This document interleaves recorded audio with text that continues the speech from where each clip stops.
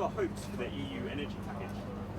I want to see a strong package, and I want to see an agreement by the end of the year, because we haven't got time to waste. The latest experts say we've got 100 months. That's absolutely nothing in political terms.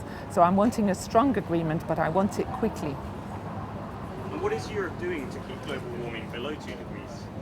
I'm pushing that the package we've got on the table in the European Parliament, the Renewable Energy Directive, the emissions trading, the carbon capture and storage, and other measures too, that we get the strongest deal that we can, because if we don't, we will fail in our target. And the experts agree that to keep temperature rise below 2 degrees centigrade, we need to cut our emissions by 30%. If we in Europe can put a good, strong deal on the table, then we've got a strong chance of persuading other countries to agree a global emissions cut. But we have to lead. No other part of the world can do it. So what overall emission cuts do you think are necessary in Europe to stay below 2 degrees global warming? Overall, we've got to finally to cut emissions by 30%.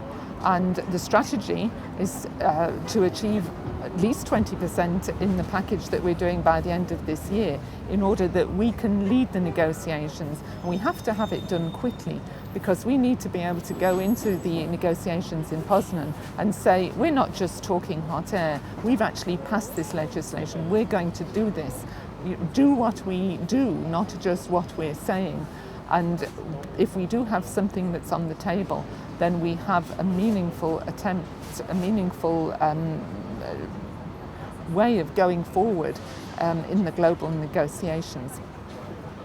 And how can the EU use this energy package to show real-world leadership in fighting climate change? As I say, we are the only part of the world that can actually take this forward.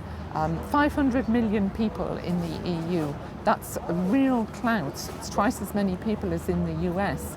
And we all know the other big players like China, like the US, they are not prepared to take the lead.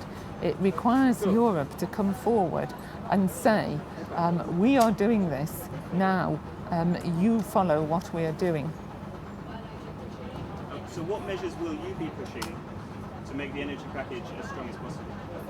I'm pushing for absolute commitment on the 20% renewables by 2020, no weakening of that target, no loopholes, no attempt to lengthen the deadlines. And I'm also pushing for part of the renewables package to make sure we have some measures on energy efficiency, because the cheapest and the easiest way to cut emissions is energy efficiency, and we need to do that first, particularly in transport. Everybody talks about what we need to do in increasing the amount of renewable energy in transport, but the thing we need to do first of all is to cut our energy use in transport overall, and I'm pushing for that, to make mandatory energy efficiency improvements as part of our transport targets. Thank you. Super. Okay.